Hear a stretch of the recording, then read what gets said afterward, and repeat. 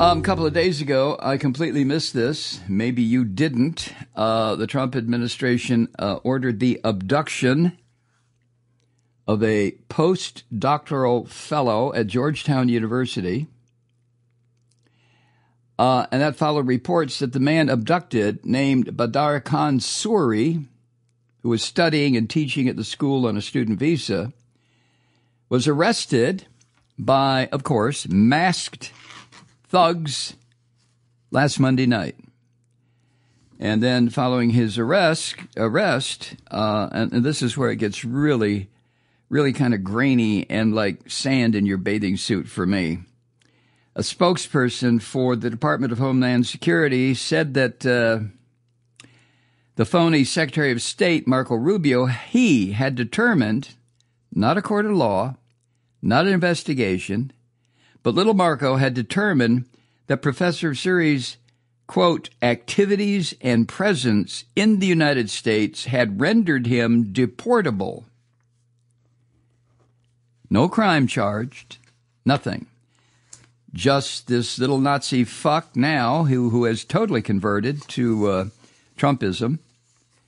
The phony U.S. Secretary of State, Marco Rubio, says that, in my opinion, he is deportable.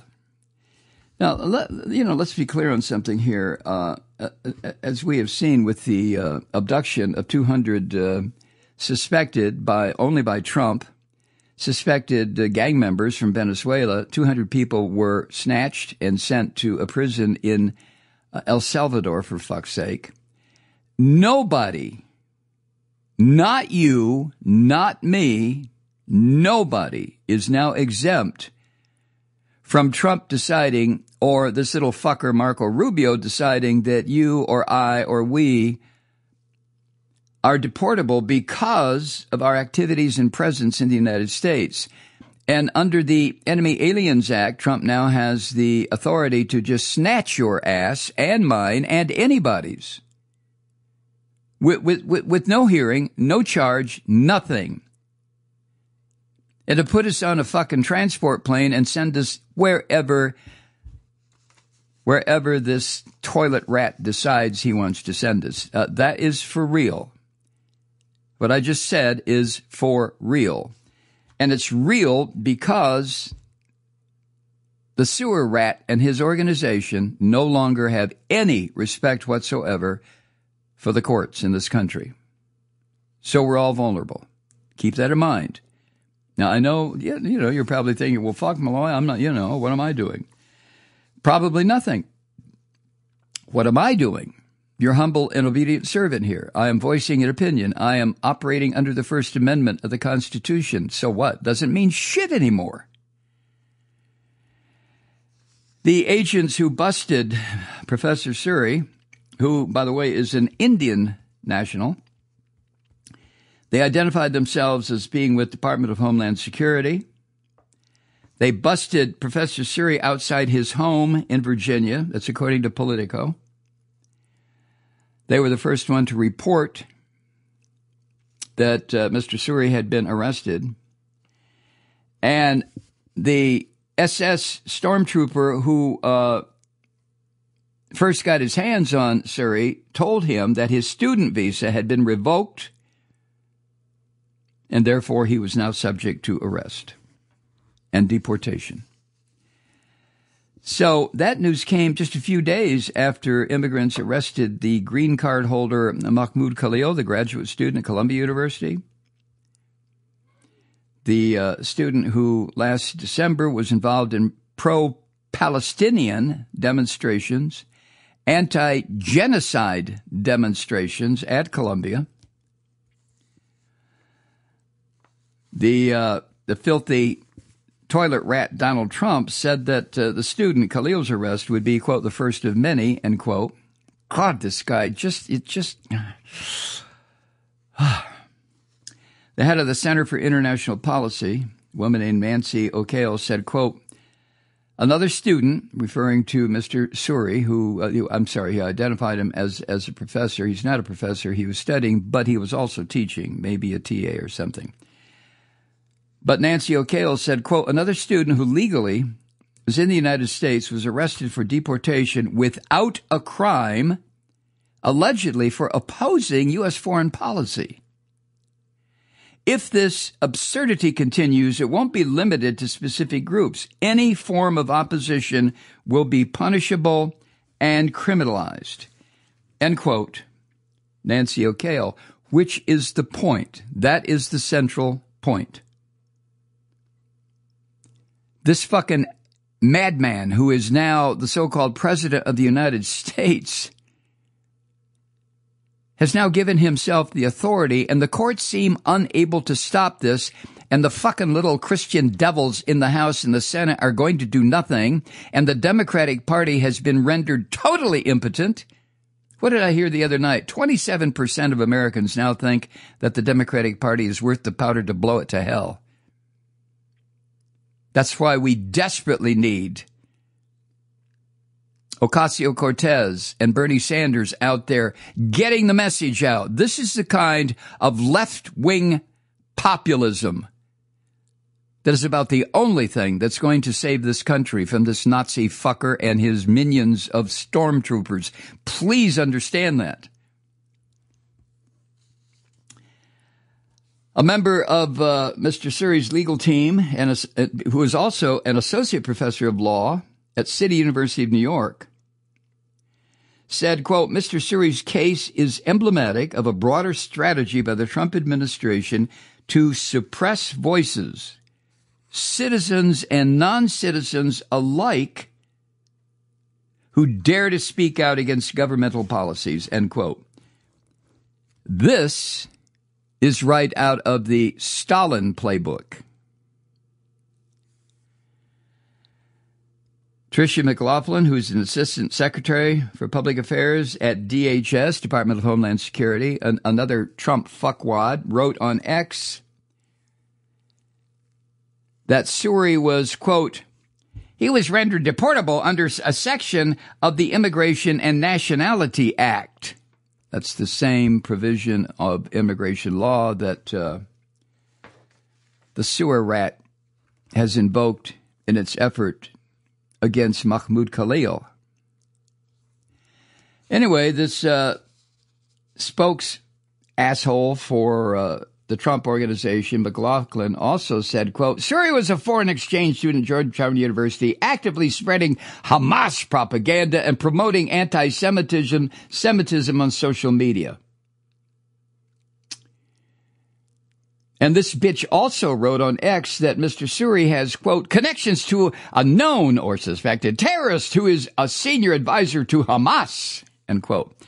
This has become the drain in which every single charge that comes out of the mouth of these fuckers who work for the sewer rat or the sewer rat himself, this is the drain where all this shit swirls down and gets stuck. Well, he's an anti-Semite.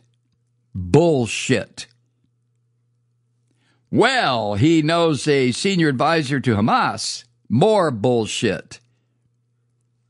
Well, he knows a suspected terrorist. Bullshit with a cherry on top. You sons of bitches in the Trump administration continue to do this.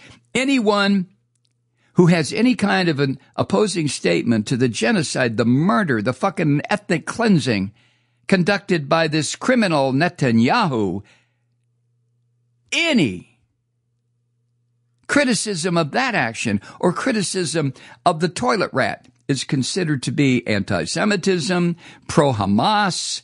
When are they going to start calling it pro-Ukrainian?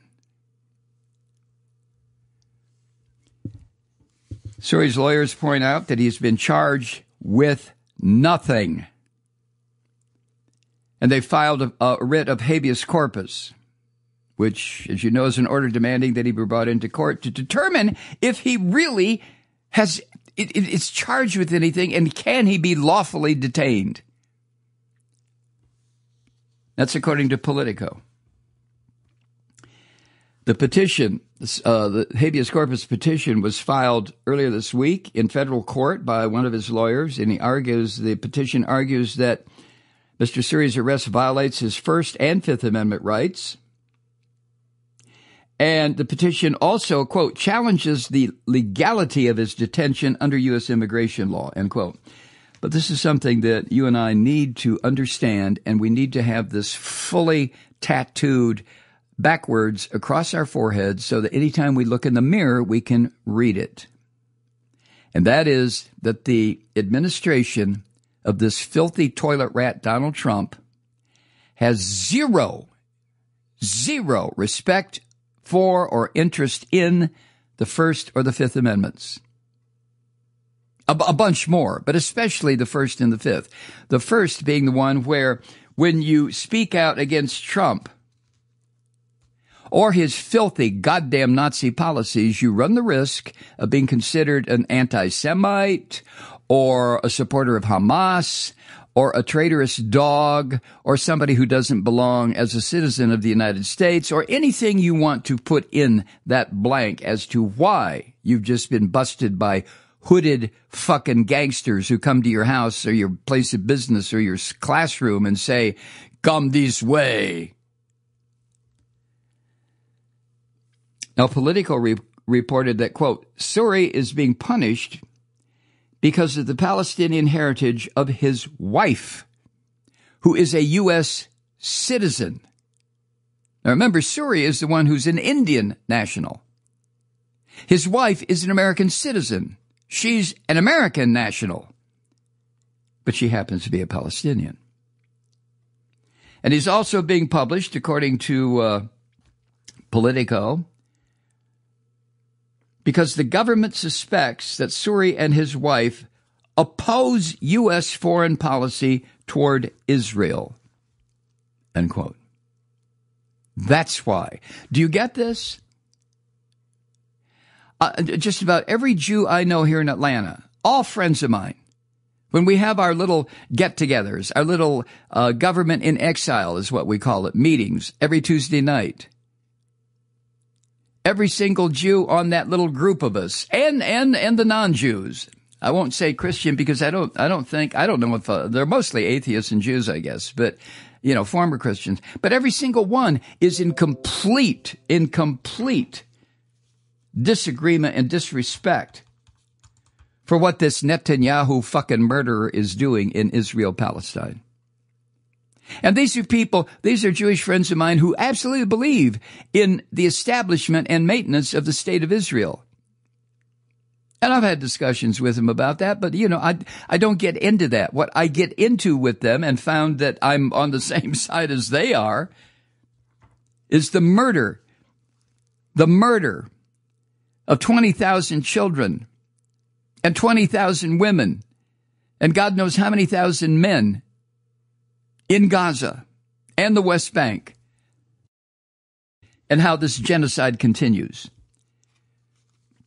Anti-Semitism, this fucking Trump using that against people who he wants to arrest, humiliate, deport, when his fucking prime minister, Elon Musk, is a fucking Nazi down to the bottom of his billionaire shoes. He is just a filthy Nazi. And I have something to share with you a little bit later that his daughter said, Musk's daughter.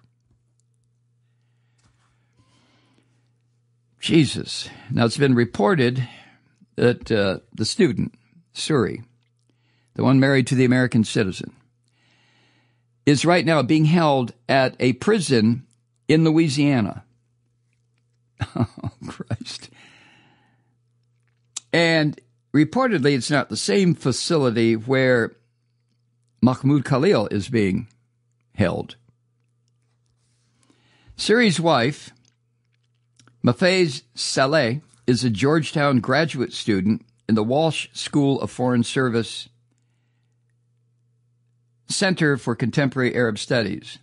Her father, now remember, this is an American citizen. Her father, a man named Ahmed Youssef, is a former advisor to one of the Hamas leaders, Ismail Haniyeh, who was assassinated last year by Israeli security forces. This is according to the New York Times. So the father, Youssef, told the Times that he left his position as part of the Hamas-led government in Gaza over 10 years ago. and that his son-in-law, the one that was arrested, Mr. Suri, is not involved in any political activism. Mr. Youssef also has been a heavy-duty critic of what Hamas did on October 7th, 2023. That's according to the New York Times.